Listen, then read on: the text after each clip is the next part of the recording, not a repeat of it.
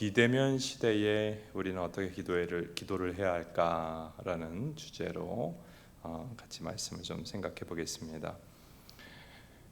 우리는 초대교회 시절에 큰 역병이 퍼졌을 때에 기독교인들이 믿음으로 그 역병이 도는 도시에 남아서 환자들 또 죽어가는 사람들을 돌보았고 선한 영향력을 끼쳤다 하는 이야기를 알고 있습니다. 그래서 역병의 시기에 초대교회 성도들이 더 기도하고 더 사랑을 실천하였는데, 워싱턴 대학 사회학과 교수인 로드니 스타크는 기독교의 발흥이라고 하는 책에서 초기 기독교가 빠르게 부흥할 수 있었던 이유를 이와 같은 특별한 믿음과 사랑의 실천 때문이라고 이야기를 합니다. 한국 교회는 최근 글쎄 한 수십 년 동안 한 40년 정도는 전쟁도 없었고 역병도 없었고 교회 성도들 삶에 큰 고난이 없었습니다. 편안한 시기를 보냈어요. 근데 막상 우리 믿음의 선배들이 겪었던 환난 고난을 만나고 나니까 솔직히 우리가 어떻습니까? 세상의 빛을 발하고 있습니까? 역병의 시기, 어려운 시기 더 기도하고 있습니까? 솔직히 돌아보면 좀 위축되고 있다 하는 것이 솔직한 우리의 모습이지 않을까 생각을 합니다. 성도들 중에 일부는 방역 단계가 많이 하향이 되어도 전염병에 감염될까 두려워서 예배도 나오지 못하고 그냥 가정에서 영상으로 예배 참여하면서 신앙적으로는 점점 힘이 빠져가는 것을 경험하고 있지요. 가정에서 영상으로 예배를 참여한다, 이것이 일시적으로 필요할 때가 있겠습니다마는 학교 교육도 영상으로 참여하면 교육의 효율이 50%도 안 된다고 하는데 은혜가 떨어지죠. 그러니까 코로나 시기, 역병의 시기, 고난의 시기 우리가 더 깨어 기도하고 힘차게 기도하고, 그게 아니라 기도가 약해지고 있는 것이 솔직한 우리의 모습이라고 볼 수가 있습니다. 아무래도 현장에 다 모여 예배하고 기도회도 모여서 하고 소그룹도 모여서 하고, 이때는 자꾸 신앙의 힘을 얻으니까 더 기도할 수 있는데, 이 코로나 시기는 기도하기가 점점 기도하는 것이 약해지기 쉬운 때입니다. 그래서 우리가 고난의 때를 만나면 더 기도해야 하는 거 아는데, 고난의 때 더 기도하기가 어려운 연약함을 갖고 있는 존재라는 것 우리는 깨닫게 되지요. 자, 이전보다 더 기도하기 힘들어진 이 코로나 시기에 또 이런 시기가 앞으로 또 올지도 모르죠. 성도들이 지금 오늘 사도행전 8장에 보면 교회에 모일 수가 없는 때가 생겼어요. 예루살렘 교회가 핍박의 시기, 환난의 시기였죠. 지금도 핍박과 환난의 시기지요. 이렇게 성도가 모여 예배하고 모여 기도할 수 없는 이런 때에 우리는 어떻게 기도해야 되는가, 오늘 좀 안내를 드리고자 합니다. 첫째로 같이 한번 읽어봅시다. 시작. 가정을 예배당 삼고 가정을 기도실 삼아야 한다. 중요한 부분입니다. 평범한 때는 다 모여 예배하고 다 모여 기도하는 것 우리의 일상이었습니다마는, 이렇게 또 전염병이 돌 때에 시민사회와 성도의 안전을 위해서 일시적으로 모이지 않고 흩어져서 예배를 드려야 할 필요가 있는 것도 사실이죠. 근데 하나님은 도대체 이때 우리에게 무엇을 원하시는가? 코로나 시기를 허락하신 하나님의 뜻이 무엇일까?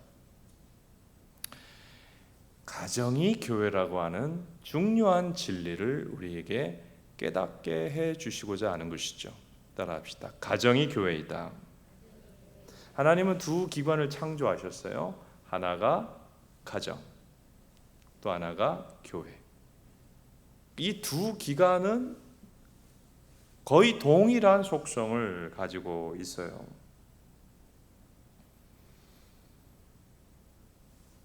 교회만 아니라 가정도 예배하는 곳입니다. 하나님 만나는 곳입니다. 건강한 교회에서 배우지 못한 어떤 성도들은 예배를 교회에서만 드려요. 가정에서 예배를 안 드려요. 그러니까 교회에서 모습과 가정의 모습이 전혀 다른 이중적 크리스천을 살아가요. 그러니까 그 모습을 보고 자녀들이 믿음을 못 가져요. 교회에서만 크리스천이에요. 이건 잘못된 것이죠. 가정도 예배하는 것입니다. 그 가정에는 반드시 예배가 있어야 돼요. 반드시 예배를 드려야 돼요. 그리고 가정도 교회만 아니라 가정도 기도하는 곳이어야 돼요.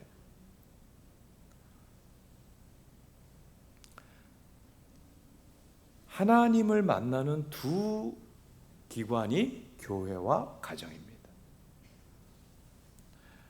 만일 이렇게 역병이 돌아가지고 교회 가서 예배들이 모여서 예배 못 드리고 교회에서 다 같이 모여서 기도를 할 수가 없다고 한다면 가정을 예배실로 삼고 가정을 기도실로 삼아 기도하라 예배하라 하는 것이 하나님 뜻입니다. 지금 사도행전 8장에 초대교회가 지금 크게 부흥하다가 박해가 일어났잖아요. 예루살렘 교회가 모일 수가 없었어요. 왜냐하면 모이면 다 잡혀 죽으니까 흩어져 버렸어요.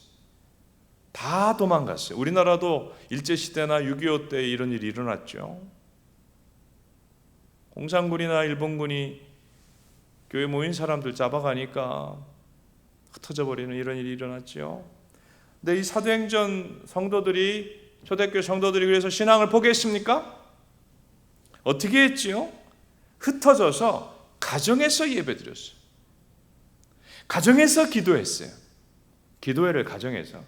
그리고 가정에서 계속 소모임을 변함없이 가졌어요. 비밀리에 모일 수 있잖아요. 사도행전 8장 3절에 보면 사울, 이제 변화되어서 선교사가 되었던 바울 전에 사울, 핍박자, 이 사울이 교회를 다 폐쇄시키고 나서 크리스찬들을 어디서 잡아들입니까? 집에서 잡아들였다. 집에서 모임하고 있는 크리스찬들을 잡아들였다고 하는 얘기죠. 그래서 초대교회 성도들은 교회 모일 수 없을 때 집을 교회 삼았다. 그리고 흩어져 가지고 각자의 집을 교회를 삼아 예배드리고 성경 공부하고 그러면서 옆집을 전도하고 또 옆집을 전도해 가지고 흩어져서 각처에서 소그룹으로 집에서 모이는데 가정에서 교회로 모이는데 전도가 더 잘 됐어요. 그래서 급속도로 크리스찬들이 더 많이 예루살렘의 교회에 모여서 예배드릴 때보다 흩어져서 가정별로 예배드릴 때 더 많은 전도가 일어나게 된 것을 볼 수가 있습니다. 이렇게 박해 때나 비상한 때에 가정에서 예배하고 가정에서 기도하는 것은 초대교회만 아니라 기독교 역사에서 지속적으로 발견되는 특징입니다. 중국 교회 예를 들어보겠습니다. 중국이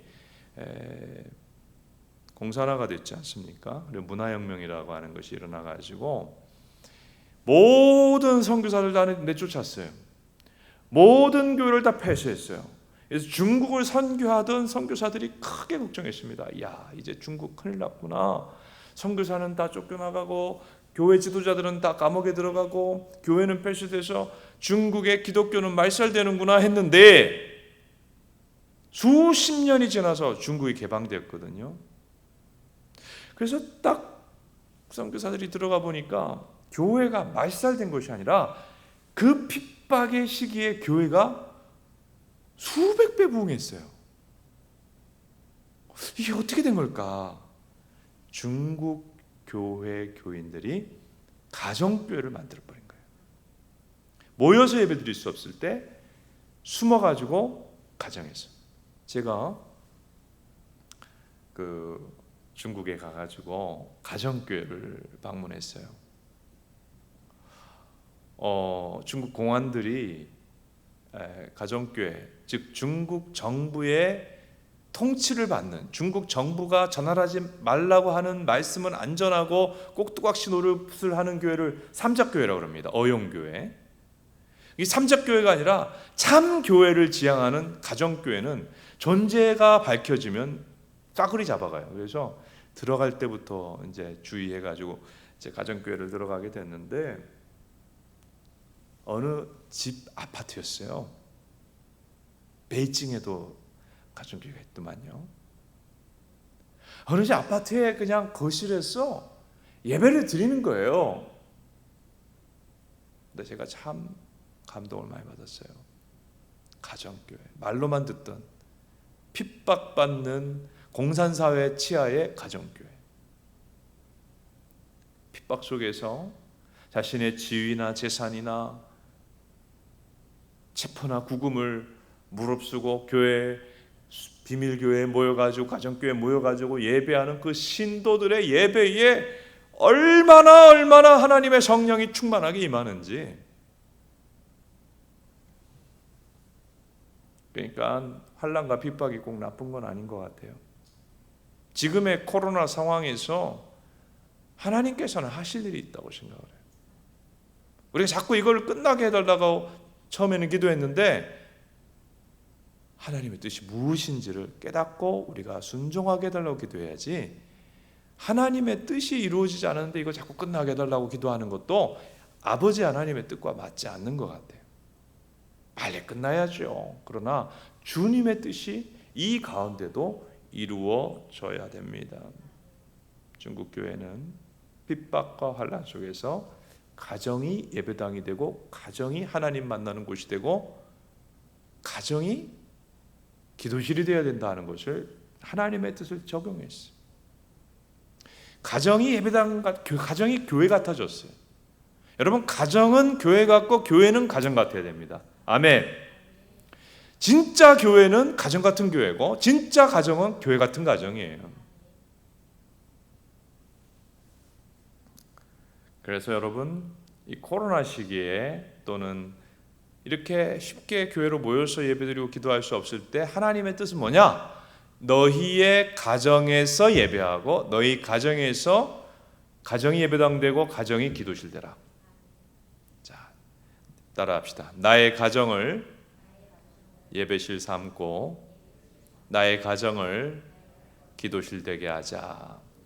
이게 주님의 뜻입니다. 이렇게 가정이 예배당 되고 가정이 기도실 되는 사람은 어떤 상황에서도 흔들리지 않아요. 그와 같은 은혜가 있기를 바랍니다. 두 번째, 이렇게 교회 정상적인 교회 생활, 신앙생활이 어려울 때는 다니엘처럼 자기만의 기도 습관을 만들어 기도하는 게 굉장히 중요합니다. 이 기도의 루틴, 영어 단어를 썼습니다만은 늘 하게 되는 자기만의 기도가 있어야 된다는 거예요. 우리 성자 하나님이신 예수 그리스도도 이 땅에 오셨을 때에 자기 힘으로 안 살았어요. 기도로 살았어요. 기도의 힘으로 살았어요. 예수님은 어떻게 기도하셨어요? 매일 첫 시간, 하루의 첫 시간은 기도로 하나님과 교제로 가졌습니다. 그런데 예수님의 그 기도를 성경 누가복음 22장 39절은 습관을 따라 기도하였다.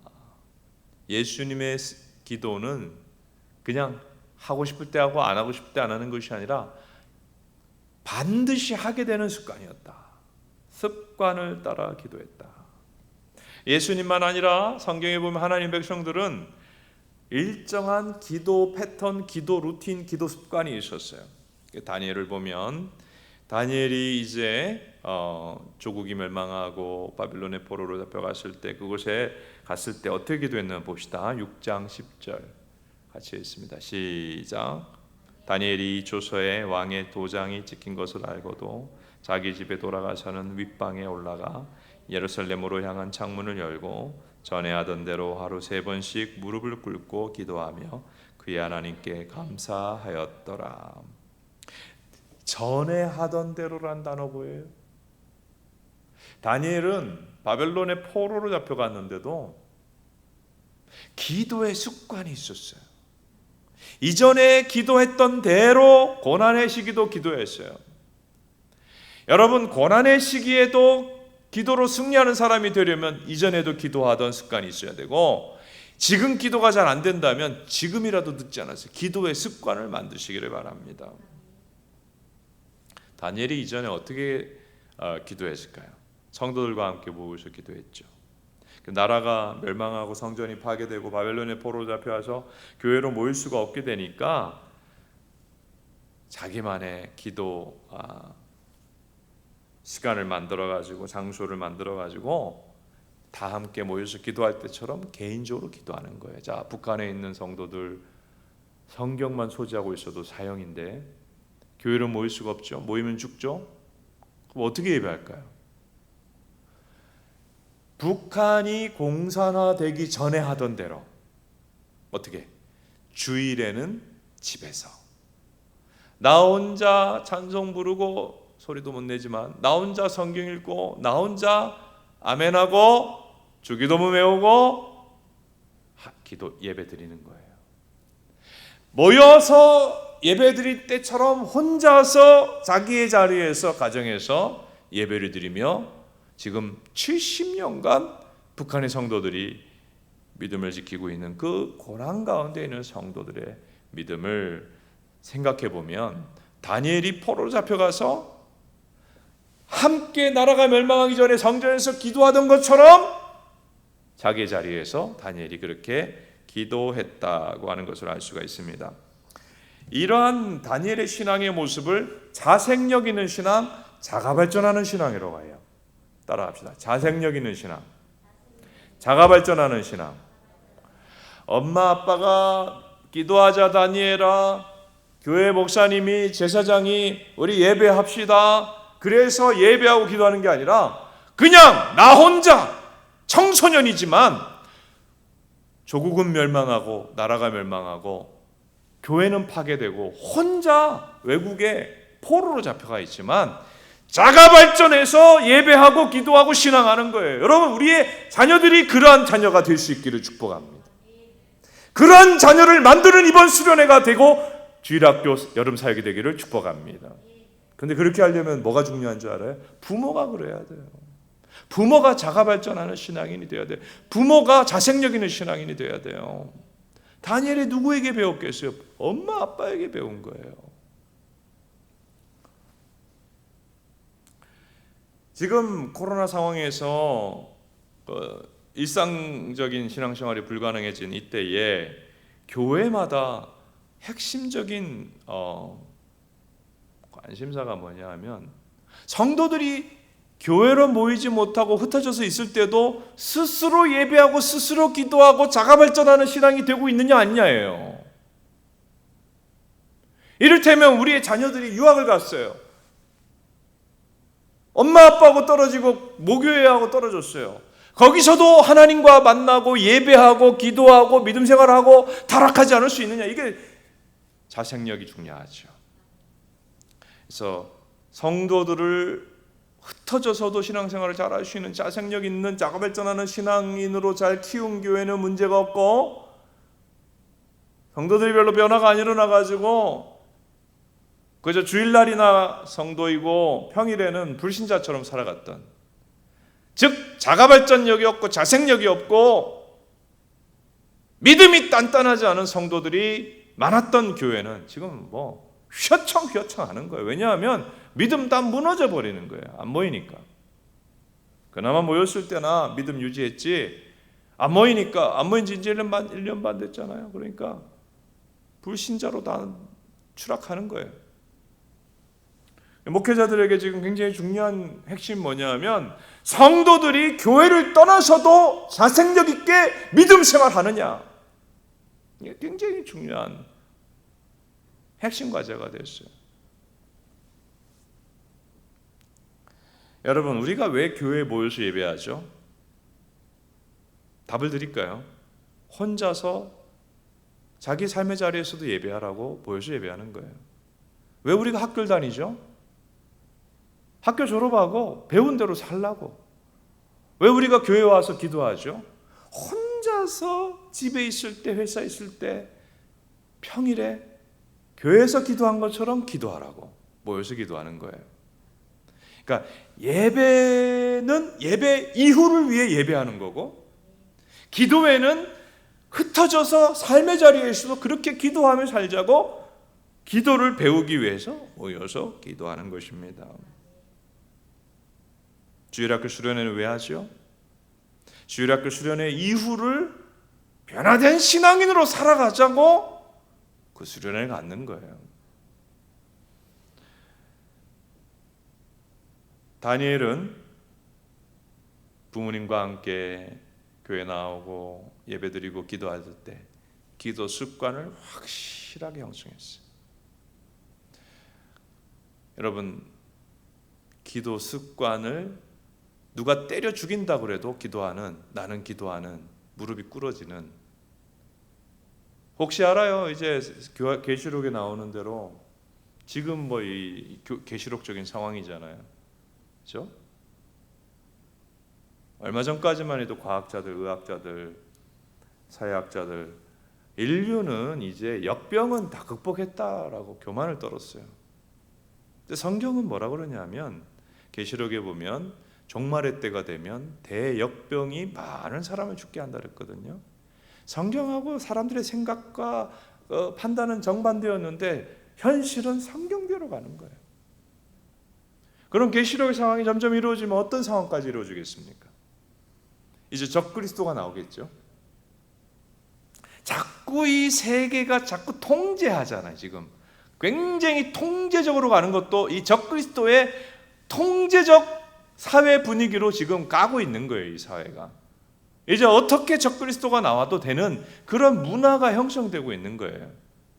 그 적그리스도가 나와가지고 온 세상이 기독교 신앙을 가지면은 살아갈 수가 없는 그런, 마치 바벨론 우상 숭배와 악마를 숭배하는 사회에 혼자 뚝 떨어져 있는 다니엘과 같은 상황이 우리 상황이 될 수 있잖아요. 어떻게 그때 살아가야 됩니까?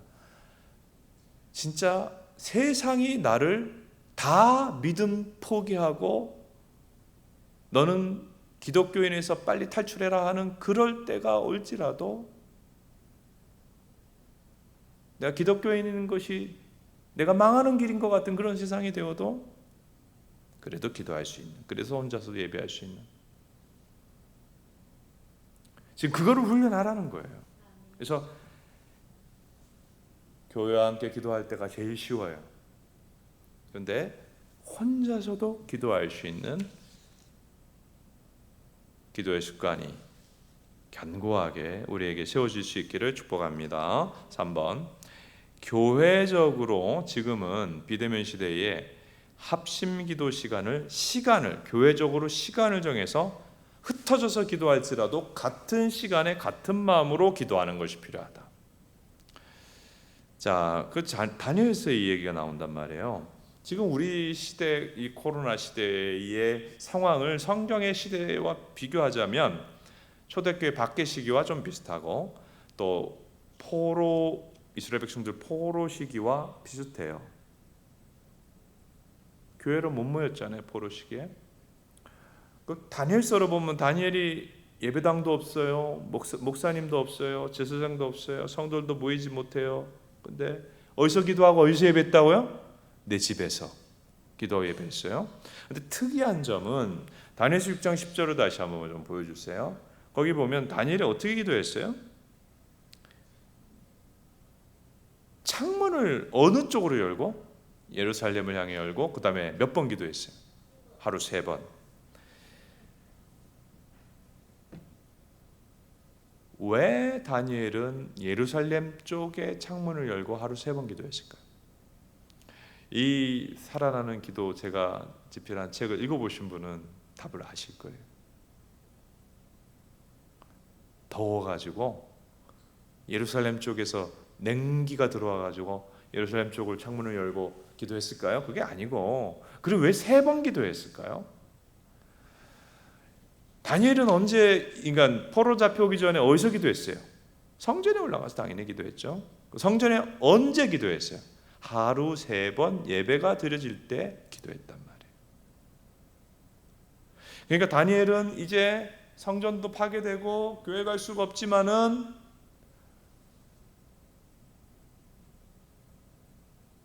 이전에 예배가 성전에 드려지던 그 시간에 맞춰가지고 기도한 거예요. 근데 놀라운 건 뭐냐면 다니엘서의 다니엘만 성전이 파괴된 이후에 성전 예배 시간에 맞춰서 기도했을까요? 아니요. 제가 아까 말씀드렸잖아요. 북한의 지금 공산치하에 교회도 파괴되고 예배도 드릴 수 없는 성도들이 무슨 요일날 예배 드릴까요? 몇 시 예배 드릴까요? 답 한번 해보세요. 당연히 주일날, 즉 북한이 공산화되기 전에 교회를 갈 수가 있었을 때 주일날 예배 드렸을 거 아니에요. 9시 예배, 11시 예배 드렸을 거 아니에요. 주일날 9시, 11시 예배 드리는 거예요. 그분들이 전에 하던 대로.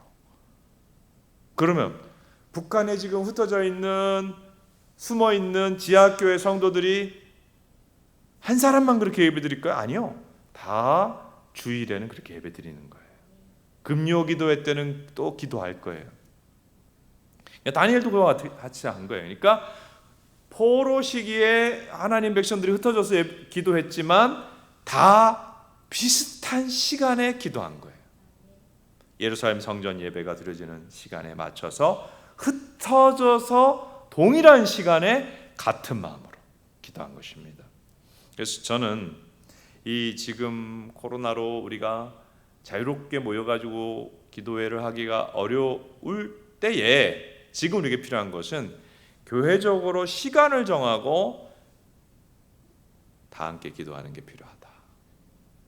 제가 오늘 말씀을 준비하면서 우리가 방역 단계가 괜찮아져서 모일 때는 뭐 조금 그렇습니다만, 뭐 수요 기도도 잘 모이고 새벽 기도에도 잘 모이고 하니까.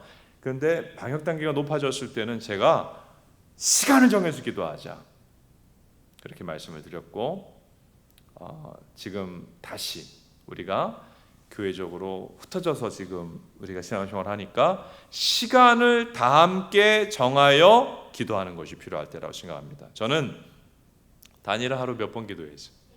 3번 기도했어요. 하나님께서는 우리가 하루 몇 번 기도하기 원하실까? 방금 말씀을 듣고도 몇 번인지를 모르는 분은 산수를 못하는 거예요. 하루 3번 기도하는 게 좋아요. 그럼 언제 기도하면 되죠? 일어났을 때, 정오에, 자기 전에.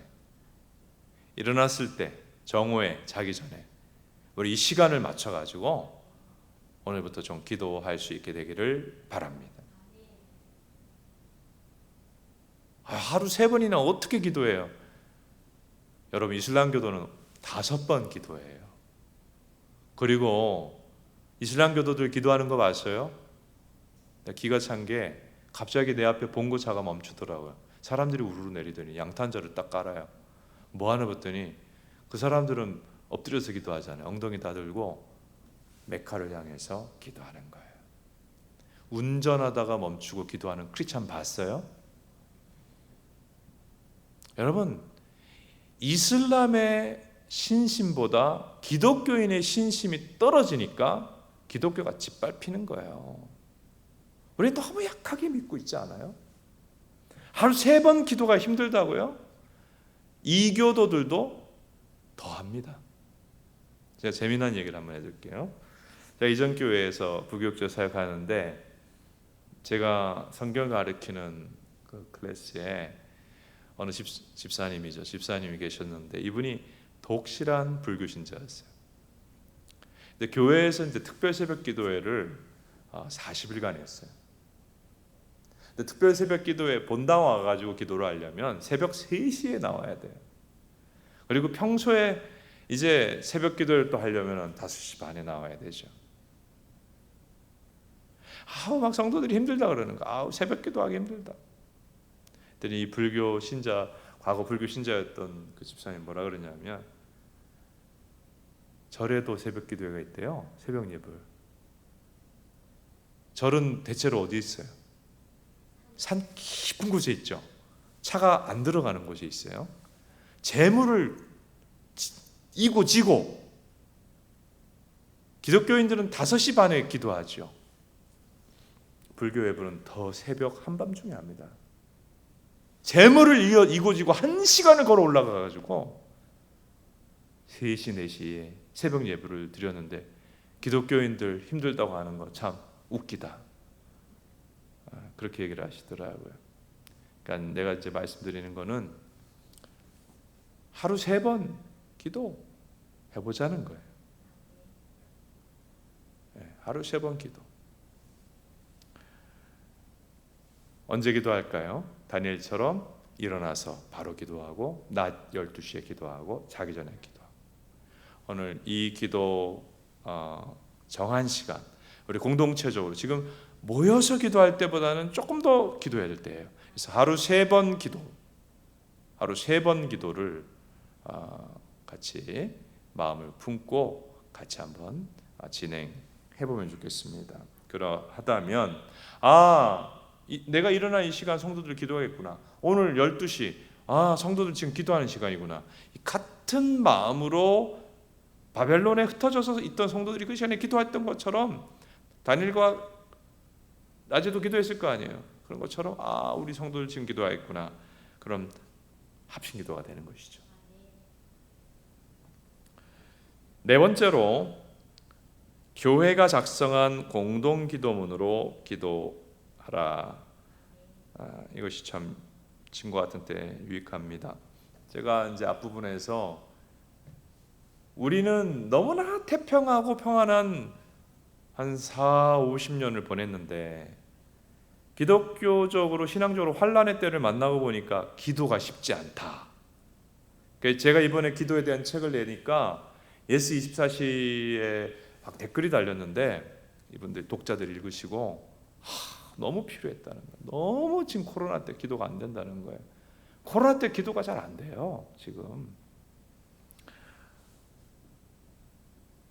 이때는 교회적으로 성도들이 다 함께 기도하는 시간을 정해서 기도하는 것도 매우 유익하고, 또 우리가 공동체적으로 모여서 흩어져서 각자의 자리에서 기도할 기도 제목을 공유하고 함께 같은 기도 제목으로 합심 기도하는 것이 이 시기에 기도를 돌파하는 데 있어서 도움이 됩니다. 우리 교회는 이렇게 좀 방역 단계가 높아져서 성도들이 마음껏 예배 나오고 기도에 나오기 어려울 때는 이제 기도 제목을 반드시 좀 전달을 해서 순장님을 통해 전달해서 이걸 갖고 기도합시다. 공동 기도문 가지고 그렇게 기도를 해 왔지요. 안 그래도 혼자서 집에서 기도해 보면 굉장히 기도줄도 안 잡히고 힘든데, 그러다 보면 기도가 중언부언하기 쉬운데 교회에서 어떻게 기도해야 되는지, 무엇을 기도해야 되는지 기도 제목을 주고 그 합심 기도를 하게 되면 이렇게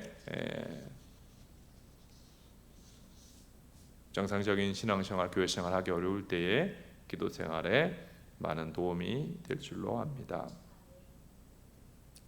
이번 주일에는 제가 이제 주기도문 강해를 이제 마지막 강해를 하면서 다시 한번 주기도문 중심으로 공동 기도문을 만들어서 나눠드리고, 그리고 하루에 3번씩 읽고 또 기도하고 하는 운동을 다시 한번 벌이려고 합니다.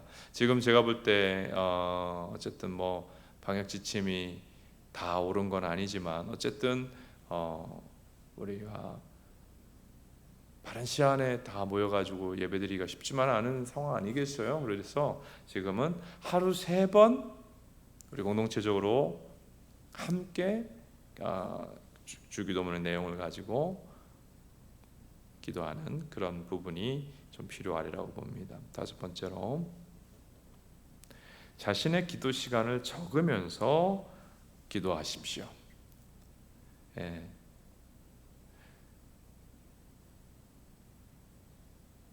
교회 모여서 기도할 때는 그거는 행복할 때죠. 교회 공적 기도에 참여할 수 있다는 얼마나 행복합니까? 기도가 안 되던 사람도 새벽 예배 나오고 수요예배 나오고 잘 되죠. 또 교회 와서 개인 기도하고. 그런데 이렇게 모여서 기도할 수가 없을 때는 자신의 기도 시간을 적으면서 기도할 때에 기도가 꺼지지 않고 잘 유지될 수 있는 데 있어서 도움이 됩니다. 내가 다이어트를 꼭 해야 되겠다 하는 사람은 뭘 해야 되느냐 하면 식사 일지를 작성해야 하지요. 내가 뭘 먹었는가, 몇 칼로리나 섭취했는가. 그렇게 하다 보면 뭐가 개선됩니까? 식습관이 개선되고 정크푸드 안 먹게 되고 고칼로리 살찌는 음식 안 먹게 되고 해서 나쁜 음식을 빼면서 자기가 다이어트에 도움이 되지 않습니까? 여러분 기도 일지를 적는 굉장히 큰 유익이 있어요. 또 사실은 영적 일기, 내 영혼의 상태에 대해 적어나가는 일기들 적는 것도 굉장히 큰 도움이 됩니다. 내 영적 상태를 늘 적어나가는 사람은 주님과 친밀해질 수가 있어요. 근데 기도 시간을 적는다. 우리 교회 같은 경우는 이미 여러분이 가이드를 다 드렸어요. 뭘 나눠드렸죠? 기도 통장. 기도 통장이 뭐예요? 기도 시간에 적어라. 근데 기도를 하고 바로 적어야 돼요. 기도하고 저녁에 적으려고 하면 생각이 안 나요. 내가 몇 분 기도했지? 그러니까 기도하고 바로 적고, 기도하고 바로 적고, 그리고 그거를 날짜별로 통계를 내고, 주별로 통계 내고, 필요한 월별 통계를 내고, 이렇게 해보면 이게 왜 이걸 해야 되느냐면, 물론 그 최상호 목사님 교회는 9시간씩 매일 기도한 자매가 있었다. 참 이게 본인이 얼마나 은혜를 받았을까요? 그렇게 기도하면서. 근데 어쨌든 저는 우리 9시간 기도하자 이렇게 말씀드리기보다는 기도 시간을 적어보면 일단 내가 얼마나 기도 안 하는지를 알게 돼요. 그다음에 내가 얼마나 기도할 수 있는데 기도할 수 있는 시간에 딴짓을 하는지를 알게 돼요. 그래서 마치 식사 일지를 적다 보면 나쁜 음식 먹는 거를 깨닫게 되고 식습관이 바로 잡히는 것처럼 이 시간 내가 기도하면 되겠다. 기도할 시간이 없는 게 아니라 있는데 그 기도할 시간을 찾아내게 돼, 찾아 먹게 돼요. 그래서 여러분 오늘 수요예배 참여하신 분들은 기도 통장 꼭 적어보시면서 활용하시고 자녀들에게도 활용하도록 하시고 기도하는 것에 대해서는 인생 최고의 시간 투자라고 하는 것을 가족적으로도 공유해 보시면 좋으리라고 봅니다. 자, 오늘 제가 지금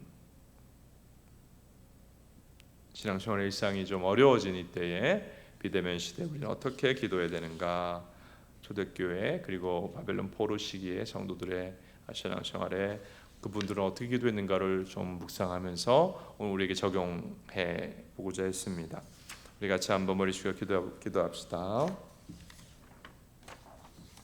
지금 신앙의 일상이 좀 쉽지가 않을 때에 무엇보다 가정이 예배당되고 가정을 기도실 삼아 가정에서 포로시기 하나님 백성들처럼 나 혼자 예배하고 나 혼자 기도하는 생활 되게 하시고 하루 3번씩 다니엘이 예배가 드려지는 시간에 맞춰 기도했는데 하루 3번씩 나만의 기도 습관을 가지고 기도할 수 있게 해달라고 하시면서 기도합시다. 그리고 이 때에 깊이 기도하며 다니엘처럼 기도로 내가 살고 기도로 역사를 바꾸고 기도로 하나님의 역사 일어나게 하는 통로가 되도록 내가 다니엘처럼 기도의 사람으로 이 시기에 쓰임받도록 우리 합심해서 자신을 넣고 또 교회를 넣고 기도합시다. 우리 잠깐 한번 기도하겠습니다. 기도합니다.